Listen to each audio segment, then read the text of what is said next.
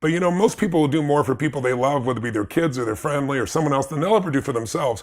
And so it's like I kicked into gear. That's what I do. It's like, okay, if there's a problem, there's a solution. I said, look, there's thousands of people that had stage 4 cancer and that are alive today.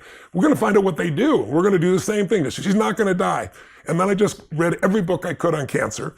And I came across this one book called One Answer to Cancer. It's not the book I'd recommend today because there's so many better ones today, but it was written by this dentist who had pancreatic cancer, which is the most vicious cancer of all. He was given 6 weeks to live, and this is 12 years later, and he's alive. And so he laid out what he did to cleanse his body, and it sounded radical in those days, pancreatic enzymes. So I went to this woman, her name was Jenny. She was in her 40s. And I said, Jenny, you know, I know you don't want to die. I said, but just going home and do nothing, why don't you read this book? This guy was in worse shape than you, and see if you wanted to apply this. And she read it, and she got inspired. And I gave her Azamanthicate to kind of work on her head a little bit.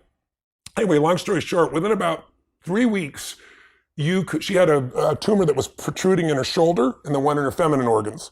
And you couldn't see anything 3 weeks later on her shoulder.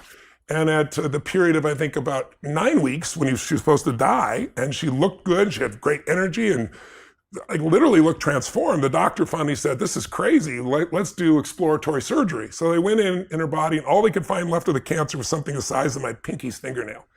And so the doctor said, this is a miracle.